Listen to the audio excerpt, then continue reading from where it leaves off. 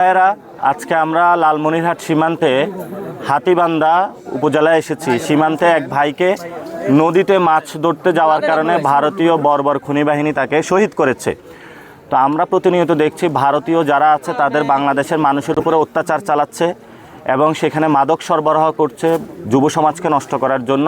আমরা কয়েকদিন আগে কসবাও গিয়েছিলাম, তো প্রায় 4টি হত্যাকাণ্ড সংগঠিত হয়েছে এবং আমরা এই ক্ষেত্রে সরকারকেও নীরব দেখতে পাচ্ছি। আমরা বলেছি যে বিজেপিকে শক্তিশালী করতে হবে এবং ভারতীয় বাহিনী যে সীমান্তের মানুষের উপর অত্যাচার করে সেটা বন্ধ করতে হবে। সাথে সাথে তারা যে যুব সমাজকে নষ্টের জন্য মাদক ইয়াবা দিয়ে তারা চোরাচালান করতেছে সেগুলো বন্ধ করতে হবে। সাথে সাথে সীমান্তের যে মানুষগুলো রয়েছে যারা শহীদ হয়েছে সেই ফ্যামিলিকে সরকারের থেকে ক্ষতিপূরণ দিতে হবে। এবং ওনার বাবা বলেছে যে তাকে হলো মাছ ধরতে গিয়েছে, তার সন্তানকে হত্যা করেছে। বিজেপি যে প্রেস রিলিজ দিয়েছে সেই প্রেস রিলিজে হলো ভারতীয় বয়ান তারা উল্লেখ করেছে।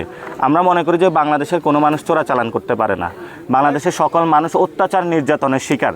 তা আমরা এই সীমান্ত শহীদদের পাশে থাকব।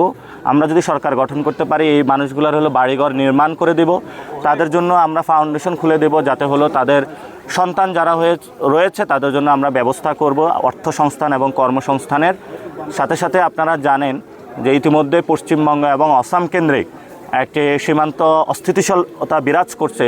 সেই জায়গা থেকে আমরা সরকারকে বলবো রেড অ্যালার্টে যাওয়ার জন্য, সীমান্তবাসীকে বলবো সংঘবদ্ধ হওয়ার জন্য।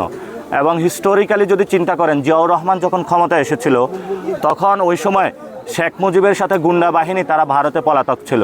সেখানে পলাতক ছিল জিয়াউর রহমান সরকারকে তারা ডিস্টার্ব করেছিল।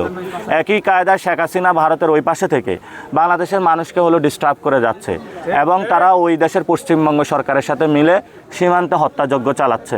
এই জন্য সরকারকে বলবো আওয়ামী লীগের সাথে লিয়াজু করবেন না, বরঞ্চ শেখ হাসিনাকে যদি আমরা এসে ফাঁসির দড়িতে ঝুলাইতে পারি তাহলে সীমান্ত হত্যা বন্ধ হয়ে যাবে, সীমান্তের মানুষ নিরাপদ থাকবে।